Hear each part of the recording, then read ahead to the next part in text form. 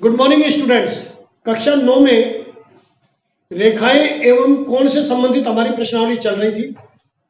कल मैंने आपको बिंदु, रेखाखंड, किरण, सरल रेखा, 0 डिग्री का कोण, न्यून कोण, समकोण, अधिक कोण, वृत्त कोण, प्रतिवर्ती कोण, सरल कोण, एक चक्कर में पूरा होने वाला कोण, इनसे संबंधित बातें समझाई थी, डायग्राम बताए थे और इनके मान बताए थे। आज मैं आपको रेखाओं के कुछ गुणधर्म बताता हूं कि रेखाओं को अब आगे से जब हम बोलेंगे तो उसमें रेखाखंड ही माना जाएगा, ये ध्यान रहे। तो यदि एक तल में, ये एक तल है, दो रेखाएं खींची जाए, दो सरल रेखाएं अगर मान लीजिए मैं खींचता हूं तो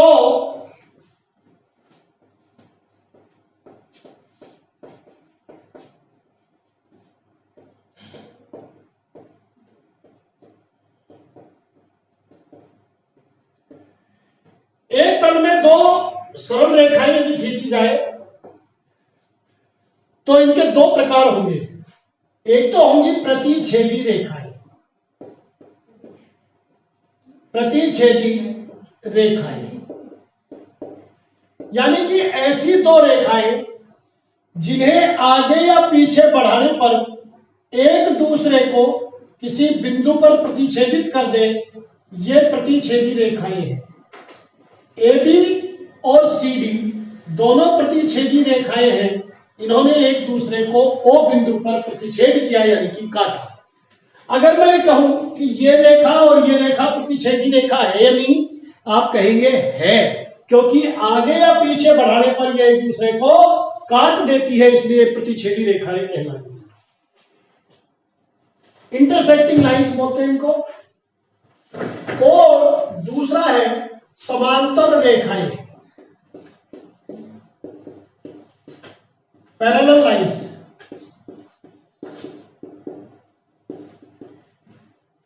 ऐसी दो रेखाएं जो एक ही तल में हैं और आगे या पीछे बढ़ाए जाने पर कभी भी नहीं मिलती हैं, ऐसी रेखाएं समांतर रेखाएं कहलाती हैं। एक ही तल में स्थित, ध्यान है, एक ही तल मोस्ट इंपॉर्टेंट है, एक ही तल, एक ही तल में स्थित दो सरल रेखाएं जिन्हें आगे या पीछे बढ़ाए जाने पर कभी भी एक दूसरे को नहीं काटे, नहीं मिले, समांतर रेखाएं कहलाती है। आई बात समझ? या एक ही तल में स्थित ऐसी दो रेखाएं जिनके बीच लांबिक दूरी, लंबड़ा दिया जाए तो सदैव समान रहे, ये भी डी है, ये भी डी है, ऐसी रेखाएं समांतर रेखाएं कहलाती है। पर ध्यान रहे, एक ही तल जरूरी है। मान लीजिए एक ये रेखा है और एक मैं फर्श पे रेखा खींचूं, ये भी कभी नहीं मिलेंगी। क्या ये समांतर है? नो, क्योंकि इनका तल बदल गया। इस रेखा का तल ये बोर्ड है और फर्श वाली रेखा का तल फर्श है। तल एक ही होना चाहिए, ये मोस्ट इंपॉर्टेंट बात है। एक ही तल में स्थित ऐसी दो रेखाएं जिन्हें आगे पीछे बढ़ाए जाने पर कभी भी नहीं मिले, समांतर रेखाएं कहलाती हैं। रेखाओं के नाम कैपिटल लेटर से लिखेंगे तो AB और CD इस प्रकार से होंगे। स्मॉल लेटर से लिखेंगे तो L और M, इसको लिखेंगे L समांतर M। आई बात समझ में? अब है प्रतिच्छेदी रेखाओं के गुणधर्म। गुणधर्म नहीं, प्रतिच्छेदी रेखाओं के प्रतिच्छेदन से बने कोण। तो देखिए कोण, देखिए प्रतिच्छेदी रेखाओं के, प्रतिच्छेदी रेखाएं, दो रेखाएं जब एक बिंदु पर जब दो सरल रेखाएं एक दूसरे को प्रतिच्छेदित करती हैं तो इस प्रकार बने आमने सामने के कोण शीर्षाभिमुख कोण कहलाते हैं। शीर्षाभिमुख कोण, और ये सदैव बराबर होते हैं। अगर ये 80 डिग्री का है तो ये भी 80 का होगा, ध्यान रखिए। तो कोण AOD बराबर होगा कोण BOC। क्यों? क्योंकि ये शीर्षाभिमुख है। दूसरा जोड़ा कौन सा है? कोण एओसी बराबर होगा कोण बीओडी, क्योंकि ये भी शीर्षाभिमुख है। पहला शीर्षाभिमुख को, दूसरा पहला नहीं, वो 7 हो गए थे अपने। कौन कौन से? 0 डिग्री का कोण, न्यून कोण, समकोण, अधिक कोण, सरल कोण, वृत्त कोण, प्रतिवर्ती कोण, ये मैंने 7 बताए थे। और एक चक्कर में पूरा कोण 8। इस प्रकार 8 कोण थे, तो ये हो गया 9वां। 10वां रैखिक कोण युग्म। रैखिक कोण युग्म, एक सरल रेखा पर दूसरी सरल रेखा आकर के प्रतिच्छेदित करती है, तो इस प्रकार बनने वाले प्रतिच्छेदन बिंदु के एक ही ओर के कोण रैखिक कोण युग्म कहलाते हैं। कोण नंबर 1 और कोण नंबर 2 रैखिक कोण युग्म है, यानी कि एओडी और एओसी ये रैखिक कोण युग्म है और इनका मान हमेशा 180 डिग्री होता है।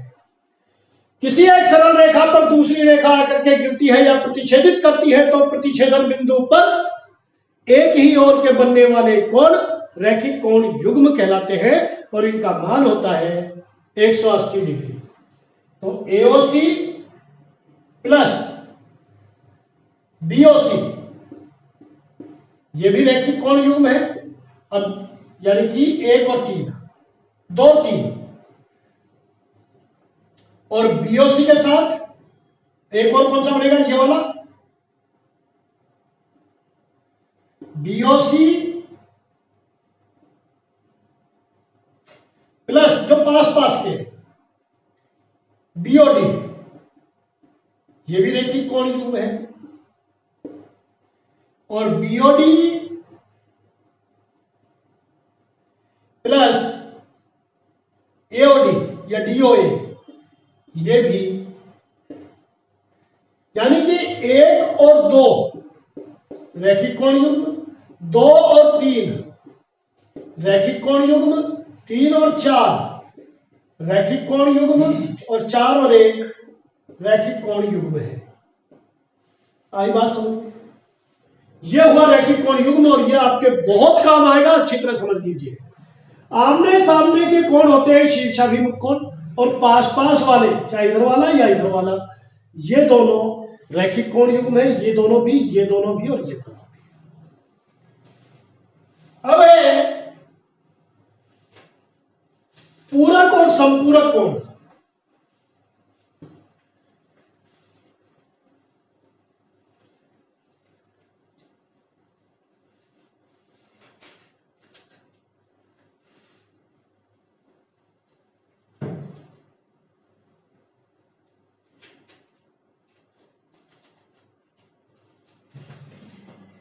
पूरक कोण को अंग्रेजी में कहते हैं कॉम्प्लीमेंट्री एंगल,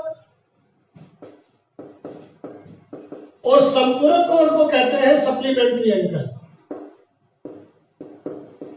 ऐसे दो कोण जिनका योग 90 डिग्री हो, ऐसे दो कोण जो अलग अलग भी हो सकते हैं, एक साथ भी हो सकते हैं, ऐसे दो कोण जिनका योग 90 डिग्री हो एक दूसरे के पूरक कहलाते हैं। ये 60 डिग्री का है, तो इसका पूरक कोण क्या होगा? 30 डिग्री। समझ में आया? और ऐसे दो कोण जिनका योग 180 डिग्री हो एक दूसरे के संपूरक कहलाते हैं। तो ये हुआ अपना 11वां 12वां और आज का अंतिम टॉपिक वो है आसन्न कोण। यह सबसे महत्वपूर्ण है। बच्चे आसन्न कोण और रैखिक कोण युग्म में भ्रमित हो जाते हैं, इसको अच्छी तरह समझ लें। एडजेसेंट एंगल, आसन्न कोण, एक ही बिंदु से बनने वाले दो कोण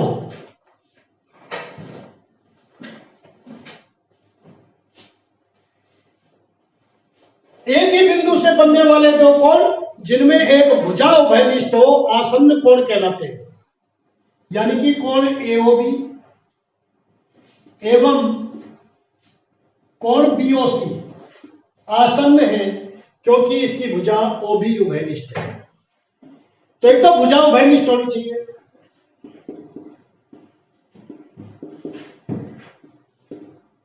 पहली शर्त, और दूसरी एक कोण का दोनों कोणों का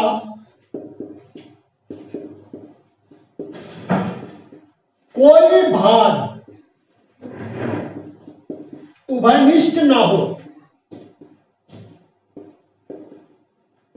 यानी कि अब जैसे मान लीजिए मैं कहता हूं एओबी और एओसी, क्या ये आसन्न कोण है? एओबी और एओसी, क्योंकि इनमें ओए भुजा उभयनिष्ठ है। तो पहली शर्त से तो है, लेकिन नहीं, एओबी का कोई भाग एओसी में उभयनिष्ठ नहीं होना चाहिए, जबकि एओसी में उभयनिष्ठ है। तो एओबी का जो आसन्न कोण होगा वो केवल बीओसी रहेगा, एओसी नहीं, क्योंकि एओसी में ये वाला भाग उभयनिष्ठ होता है। या तो ये बात कह दें, या उभयनिष्ठ भुजा के दोनों ओर, उभयनिष्ठ